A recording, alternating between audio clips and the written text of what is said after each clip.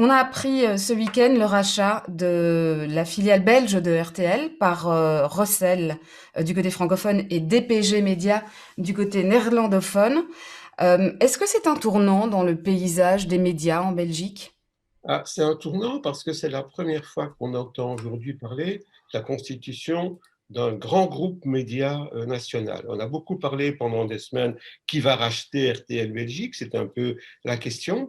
Et puis, une fois qu'on sait qui rachète RTL Belgique, ce qu'il apparaît, c'est que d'ailleurs RTL Belgique, ce qui va se constituer, c'est un grand groupe audiovisuel regroupant à la fois les avoirs de DPG, qui est le groupe flamand qui est très présent dans la télévision privée en Flandre et dans les réseaux de radio en Flandre, et ce qu'il y a du côté d'RTL Belgique, du côté francophone.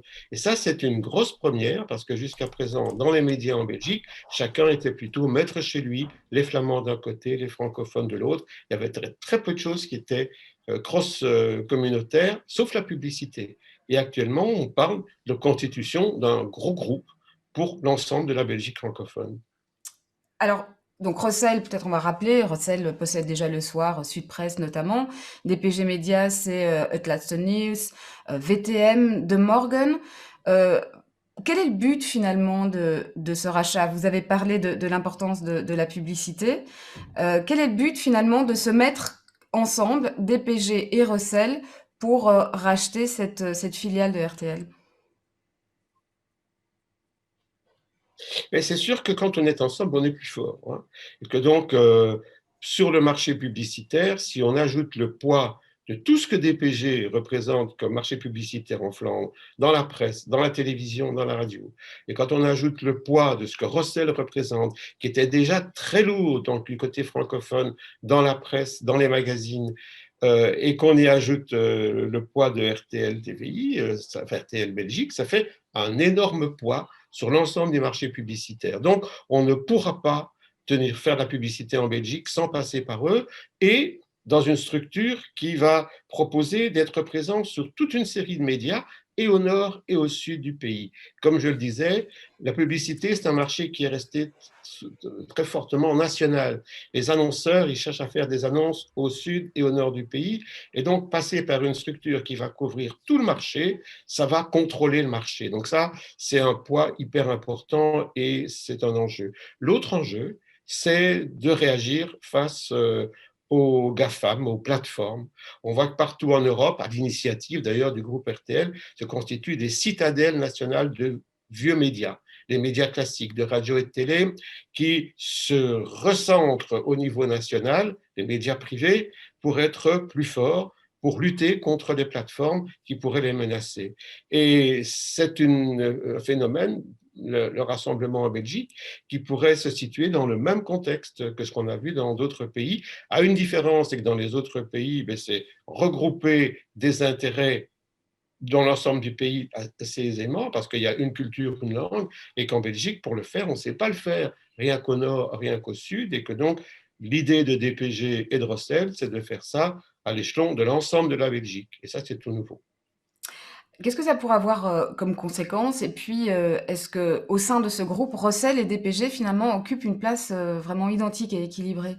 Mais c'est ça qui m'inquiète un peu, c'est que forcément, quand on regarde le poids de l'un et de l'autre, il n'est pas équivalent. D'abord, les entreprises flamandes sont toujours plus importantes que les entreprises francophones, même si Rossel est très important, notamment parce qu'il est aussi important en France et pas rien qu'en Belgique. Mais au niveau de l'audiovisuel, DPG a sans doute davantage de compétences, davantage d'historique en rapport avec notamment la télévision, alors que Rossel, il a toujours été un partenaire de RTL TVI, mais simplement parce qu'il était coactionnaire. Il n'a jamais été décideur du côté d'RTL TVI. Donc, la question qu'on peut se poser, c'est, mais finalement, est-ce que ce regroupement, il ne va pas d'abord être utile à DPG et protéger en bonne partie DPG des menaces qui pourraient toucher ce groupe, et que finalement, Rossel et RTL TVI, RTL Belgique, derrière ça, ils auraient peut-être simplement un rôle un peu mineur, comme très souvent la Belgique francophone par rapport à la Flandre. C'est peut-être d'abord un succès pour les médias flamands. Ouais, et ce déséquilibre pourrait se traduire comment alors? Puisque vous dites ça sert, peut-être à protéger, des PG, et Russell, les francophones pourraient s'y retrouver un petit peu minorisés. Ça se traduirait comment? Mais c'est-à-dire que notamment par rapport aux plateformes, bah, la menace enfin, est importante partout. Mais quand on est un groupe comme DPG, lutter seul contre des plateformes, c'est plus compliqué que si on a un allié. Maintenant, pour moi, la question c'est est-ce que ça suffit de se mettre ensemble, un groupe flamand et un groupe francophone, pour lutter contre les plateformes, ou est-ce qu'en fait l'enjeu, ce ne peut pas être beaucoup plus nombreux? Et que dans un petit pays comme la Belgique, si ce n'est pas toutes les forces qui se mettent ensemble, c'est un peu illusoire de se dire qu'on va être assez fort pour résister contre l'invasion de Netflix et des autres plateformes. Ouais, est-ce qu'on peut pas, aussi se poser des questions ou même s'inquiéter d'une telle concentration finalement, chez nous, dans un petit pays comme chez nous? Ah, Et oui, c'est clair que chez nous, il ne va plus rester grand-chose, hein. L'indice de concentration est alarmant. Il est alarmant dans d'autres pays, mais il est alarmant chez nous. Il y avait déjà plus de 2 groupes de presse au nord et au sud, mais, et au nord, un groupe de presse contrôlait une bonne partie du marché de la TV privée. Au sud, ben, ça va être la même chose. Donc, la concurrence se réduit, et quand on parle de pluralisme, ce qui est notamment un mot très cher au niveau politique, ben, le pluralisme, quand il y a très peu d'acteurs, il doit se faire dans les médias en présence et pas à travers les structures différentes, parce il reste très peu d'acteurs. alors il nous reste très peu de temps. Autre motif d'inquiétude, vous parliez là de pluralisme. Est-ce qu'on peut s'interroger aussi sur les aspects éditoriaux et puis également sur, les conséquences sur l'emploi? Il nous reste, 30 secondes. Alors, sur les aspects éditoriaux, je pense qu'il n'y a pas trop de risques à se poser des questions pour l'instant, parce que chaque média est différent et chaque job est différent.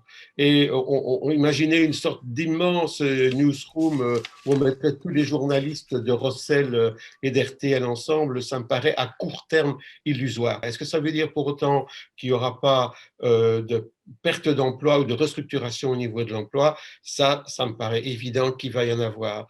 Peut-être pas d'abord au niveau des journalistes, mais au niveau des autres secteurs de RTL TVI et de RTL Belgique qui avaient déjà fait beaucoup d'efforts.